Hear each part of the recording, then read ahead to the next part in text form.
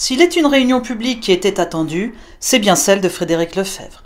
Le candidat de l'UMP a rassemblé une cinquantaine de personnes samedi soir à Montréal. Éducation, fiscalité, retraite, l'ancien ministre a appris de sa dernière défaite.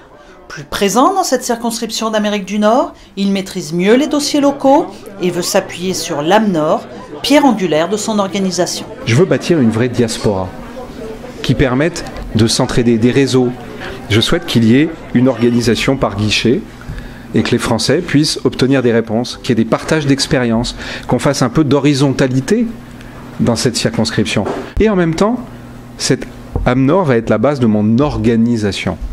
Parce que je veux bâtir une équipe dans chacune des villes de la circonscription dans laquelle les Français sont nombreux. Il dénonce la suppression brutale de la PEC et fustige la politique fiscale du gouvernement.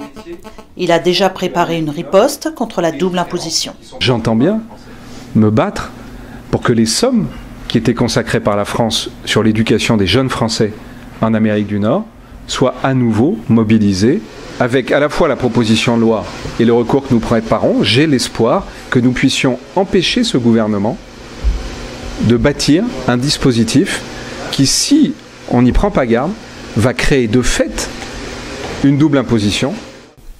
Cible des attaques des autres candidats, il préfère rester au-dessus de la mêlée et prépare déjà le deuxième tour. Je ne fais pas de la politique contre les autres. Je ne fais pas de la politique par rapport aux autres.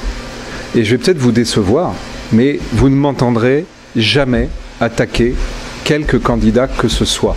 Qu'il soit de droite, qu'il soit de gauche. Ça ne m'intéresse pas. De temps en temps, il faut savoir être sourd à ces attaques. D'autant que je n'oublie pas une chose, c'est que je vais avoir besoin au second tour de rassembler tous les électeurs. L'UMP Québec, que l'on disait sceptique sur cette candidature, a resserré les rangs derrière son candidat. Bien sûr que je le soutiens, bien évidemment, depuis le début.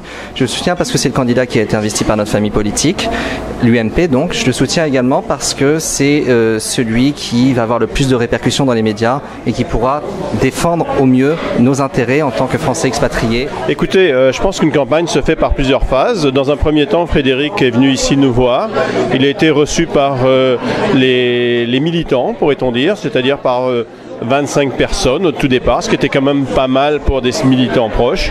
Et puis actuellement, on passe à une deuxième phase de campagne qui est un peu élargie. Et puis, écoutez, dans toute campagne électorale, on ne peut jamais faire unanimité pour tout, mais vous voyez ce soir qu'il y a quand même beaucoup de monde ce soir, puisque le restaurant n'est pas assez grand pour contenir tout le monde. Jeannine Defedo, sollicitée par Louis Giscard d'Estaing, est rentrée de vacances pour soutenir l'ancien ministre. Je suis fidèle à mon parti, qui est l'UMP, et c'est pour cette raison que je soutiens Frédéric Lefebvre. Frédéric Lefebvre relativise les défections de l'UMP locale et tacle au passage les dissidents. Quand on est dans une famille politique, même si ça ne fait pas plaisir, parce que c'est comme ça, on peut parfois être victime de décisions de sa famille politique. Eh bien, on doit respecter les décisions de sa famille politique.